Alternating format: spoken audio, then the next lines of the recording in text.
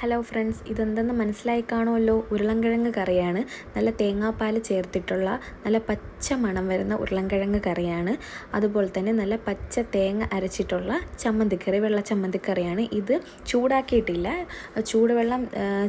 ചൂടുവെള്ളം ഒഴിച്ചു കൊടുത്തിട്ടുള്ള ചമ്മന്തിക്കറിയാണ്. അതായത് ആ പച്ച ടേസ്റ്റ് കിട്ടാൻ വേണ്ടിയിട്ടായിരുന്നു. പിന്നെ ഇത് സാമ്പാർ, പരിപ്പ് ഉടച്ചിട്ടുള്ള സാമ്പാറായിരുന്നു. അപ്പോൾ ഇത് മൂന്നും കണ്ടപ്പോഴത്തേക്ക് തന്നെ നിങ്ങൾക്ക് മനസ്സിലായി കാണുമല്ലോ ഇനി എന്താണ് റെഡിയാക്കുന്നതെന്ന്. മസാല ദോശയാണ് ഉണ്ടാക്കുന്നത്. അപ്പോൾ മസാല ദോശ നന്നായിട്ടൊന്ന് മൊരിഞ്ഞ് വരാൻ വേണ്ടിയിട്ട് വെയിറ്റ് ചെയ്തിരുന്നു. മസാല ദോശ മൊരിഞ്ഞാൽ മാത്രമേ നല്ല ടേസ്റ്റ് ഉള്ളൂ. അപ്പം നമുക്ക് ഹോട്ടലിൽ നിന്നൊക്കെ കഴിക്കുന്ന ആ ഒരു ടേസ്റ്റ് കിട്ടാൻ വേണ്ടിയിട്ടായിരുന്നു. അപ്പം നല്ല പച്ച തേങ്ങാപ്പാൽ ചേർത്തിട്ടുള്ള ഉരുളൻകിഴങ്ങ് കുറുക്കി വെച്ചിട്ടുള്ളത് നമ്മൾ ദോശക്കകത്ത് വെച്ച് കൊടുത്തു. അതിനുശേഷം മടക്കിയെടുത്തു. അപ്പം മൊരിഞ്ഞതുകൊണ്ട് ശകലം ഒന്ന് ഇളകിപ്പോയായിരുന്നു.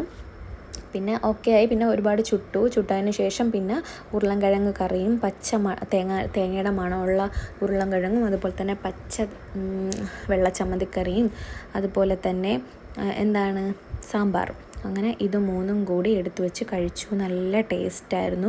ഹോട്ടൽസിൽ നിന്നൊക്കെ കഴിക്കുന്ന ആ ഒരു ടേസ്റ്റ് തന്നെ കിട്ടി. പ്രത്യേകിച്ച് പറയാനുള്ളത് ചമ്മന്തിക്കറിയായിരുന്നു. ചമ്മന്തിക്കറി എന്ന് പറഞ്ഞാൽ ആ തേങ്ങയുടെ പച്ച മണം എടുക്കുമ്പോഴേ ഉണ്ടായിരുന്നു. അപ്പോൾ ട്രൈ ചെയ്യാത്തവരൊക്കെ ഉണ്ടെന്നുണ്ടെങ്കിൽ വീട്ടിൽ ചുമ്മാ ഇരിക്കുമ്പോൾ ട്രൈ ചെയ്യണം. ഓക്കെ.